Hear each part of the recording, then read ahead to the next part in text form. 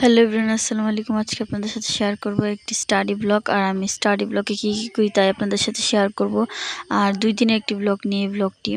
So যাই হোক, ব্লগটা একদম মিনি ব্লগ আপনাদের দেখার সুবিধার্থে। যেখানে স্যার যেগুলো পড়া দিয়েছিল ওগুলো আমি মার্কার করে নিচ্ছি। আর যে ছকটা কিন্তু খুবই গুরুত্বপূর্ণ। আর এটা হচ্ছে ইয়ার ছক, পরমাণু ষষ্ঠ অধ্যায়ের যে ইয়াটা আছে ওইখানে স্যার বলছে এটা মুখস্থ করার জন্য। এই জন্য আমি এটা মার্কিং করে তারপর মুখস্থ করব। এখানে আমি সব হাইলাইট করে নিয়েছি। আর তারপরে যখন এটা পড়ে নিচ্ছি, স্যার বলছিল রিডিং পড়তে, তারপর এখন রিডিং পড়ে আমি আবার লিখছি যেগুলো হাইলাইট করেছি। কারণ রিডিংটা লিখলে ভালো হয়। আর আমার হাতের লেখা এতটাও ভালো না, খুবই বাজে গাইস, ইগনোর আমার হাতের লেখা। যাই হোক, তারপর এখন সবগুলো আমি লিখছি। গাইস, আমি তো এবার অষ্টম শ্রেণীতে। আপনারা কে কোন ক্লাসে তা কমেন্টে জানাবেন। আর এই তো এখন পড়ে নিচ্ছি। আর তখন ছিল শনিবার, মেবি শনিবার ছিল ওই দিনকা। আর যেখানে শরবত খেয়ে নিচ্ছি গাইস। দুপুরে তো এত ছিল, গরম ছিল, তারপরে হঠাৎ করে এত বাতাস হয়েছে, দেখেন কি পরিমাণের বাতাস। আর এখন আবহাওয়াতে নিম্নচাপ চলছে।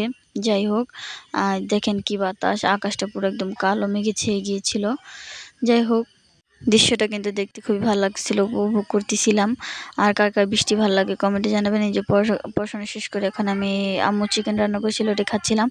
আমার ব্লগটি কেমন লেগেছে তা নিশ্চয়ই কমেন্ট করে জানাবেন। সবাই ভালো থাকবেন, সুস্থ থাকবেন। আল্লাহ হাফেজ।